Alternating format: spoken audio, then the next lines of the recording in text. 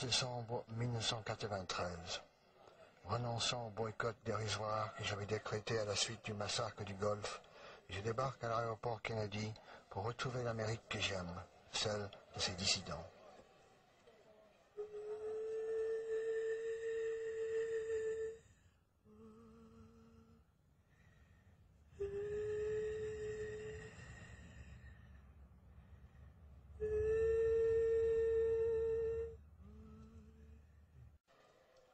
Je leur explique le sens de mon voyage.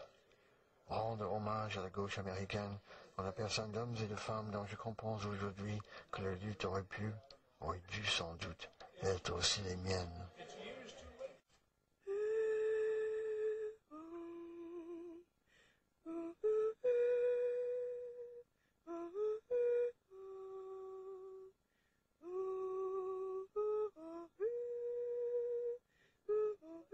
The Free Press partage ses bureaux avec le mouvement des Indiens d'Amérique et la section locale des socialistes démocratiques de mon ami Charles. But it's really strange in the sense it's probably one of the last voluntary collective organizations I know in this area.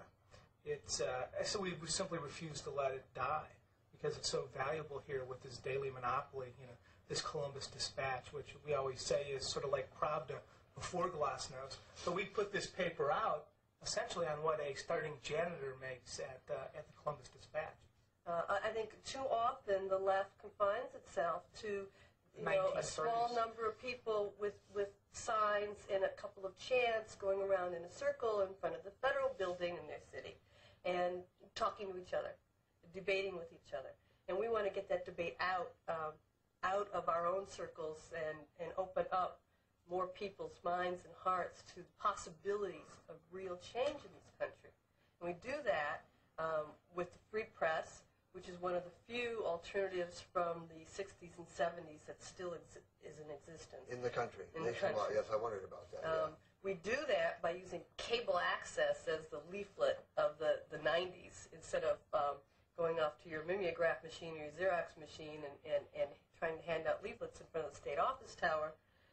Twice a week, there's a half-hour or an hour TV show that goes on. We also do it by engaging in electoral politics.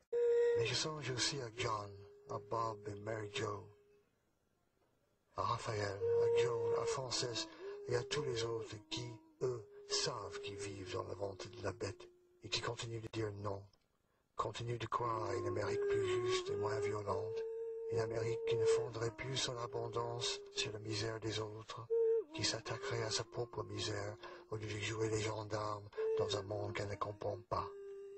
Oui, je songe à eux et je leur souhaite beaucoup, beaucoup de courage.